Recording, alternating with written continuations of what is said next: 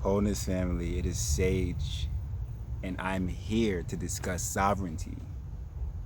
What does it mean to be sovereign?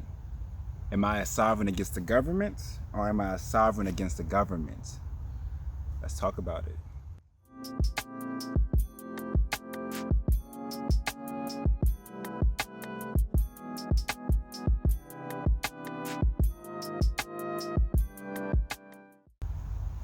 So, sovereignty is a topic of conversation and a way of living that has been coming up quite a bit more in the spiritual and conscious spaces out here. Sovereignty dates back to, let's say, Thomas Jefferson trying to establish and create this new sovereign nation known as America. We know how that went. Or it can go back to even more recent times with people in, let's say, the Midwest of America trying to protect their land and protect their property in different ways, standing for their freedom as a being, as an independent, as an individual. And to make it more universal, sovereignty is just simply being self-substantiated. Self-substantiation, being able to stand on your own 2 feet, provide for yourself, live on your own autonomy. This is very important moving forward in this now moment. As collective is shifting more and more, we cannot rely as much on external forces or powers or authorities or whatever to sustain us anymore.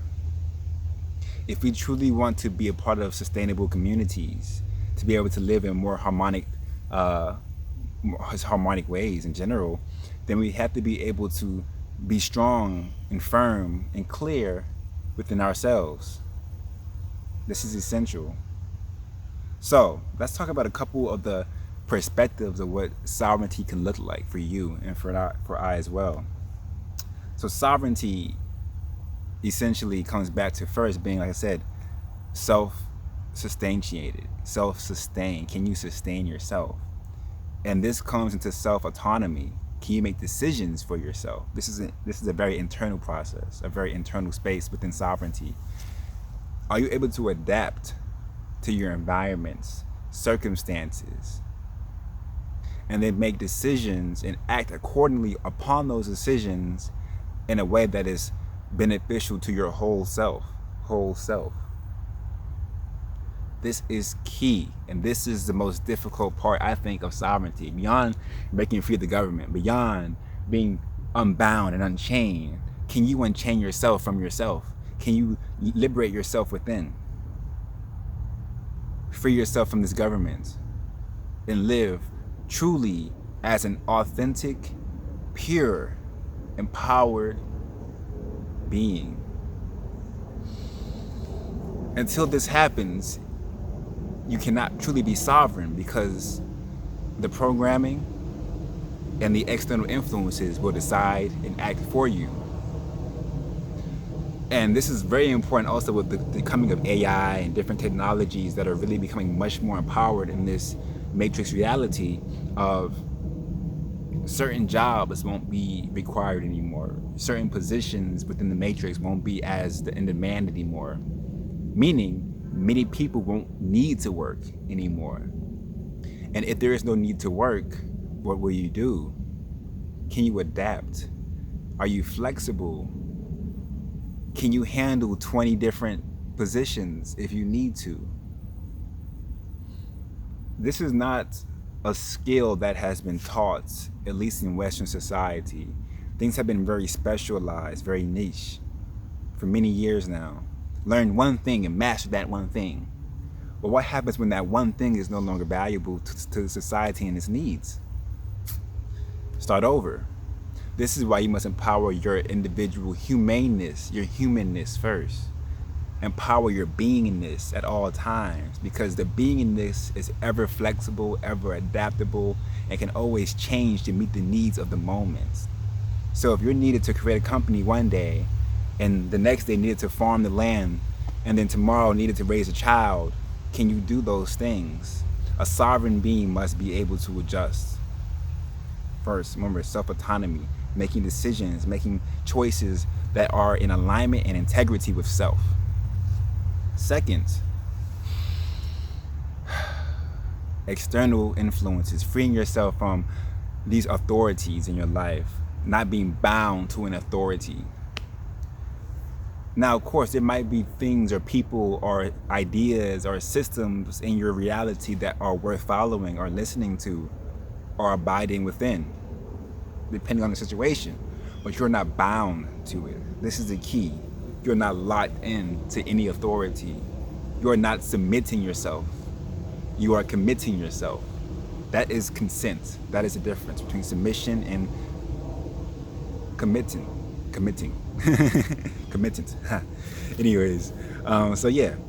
And this is a very big process as well, being able to really recognize where in my life am I giving my or having my power taken from me.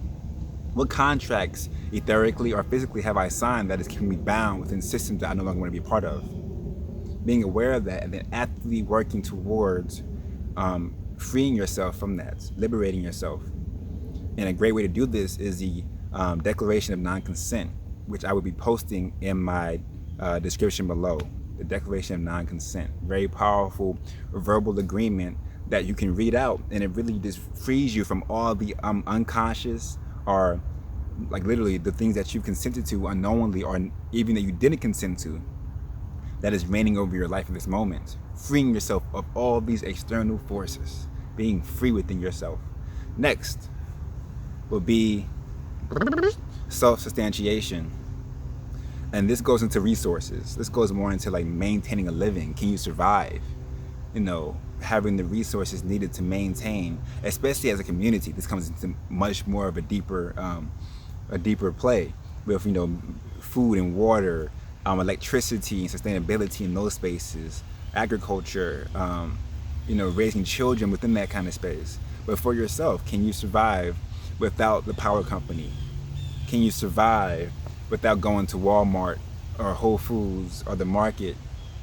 Well, markets are pretty cool because that's a sovereign move in itself. I mean, a true market, a market that is run and organized by the community. This is essential. Survival. And not just survival, but a true sovereign knows how to thrive. They can create an ecosystem for themselves that is thriving, abundant, fully flowing. And lastly, to be a sovereign being, it is essential to have supreme awareness. Awareness is truly receptivity. Awareness of self. Awareness of self. Awareness of what is going on. Full spectrum awareness. Can you see what is going on? If you can truly see, not just with the eyes, but with the entire being, feel with the entire being, receive with the entire being, you are once again empowered in that moment, in truth, and can move accordingly to what is meeting you in that moment. Supreme awareness makes for a supreme being, makes for a sovereign being, and this is what we thrive for. All right?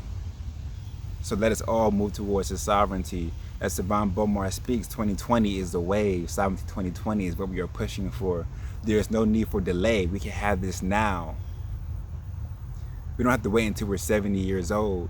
And if you're already 70, 90 years old, and in order to receive this freedom of living, this abundance of living, this sovereign state, it is available to those who choose. Do not be afraid of freedom. I was listening to Dick Gregory the other day. Not Dick Gregory. Rest in peace. Rest in paradise. Rise in power. I was listening to Cornel West the other day. Joe Rogan. He mentioned how people are afraid of freedom.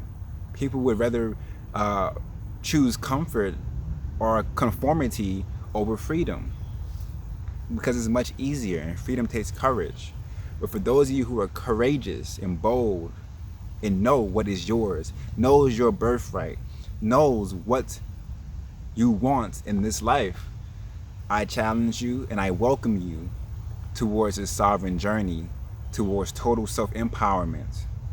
And then through that, an abundance will flow, and all now have access to the same level of sovereign living, giving thanks, Ashe. Thank you for tuning in. I will be creating more content as the days go on. I've been on a bit of a YouTube hiatus. Social media hiatus at times, just because I feel like it can be a bit of an energy exchange that I'm not always willing to make. But I love connecting, I love sharing, so why not share with you all? Beautiful spirits, souls, let's rise, let's get it. Wholeness.